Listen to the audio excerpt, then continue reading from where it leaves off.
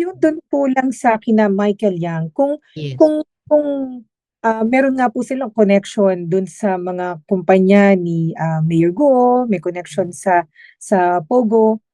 Ano po ang ibig sabihin nito, ma'am? What does that tell you? What does that tell us? Ano po yung dapat na action ng government nito? Well, kung ma-establish namin na talagang may connection si Michael Yang bukod sa kanyang kapatid, hindi lamang sa Pharmally kundi dito sa Pogo sa pamamagitan ng hindi lamang iisa kundi iilan na mga Pogo companies na ang mga papeles ay nahahanap sa mga raids ng mga Pogo Hub tulad sa Bamban Tarlac.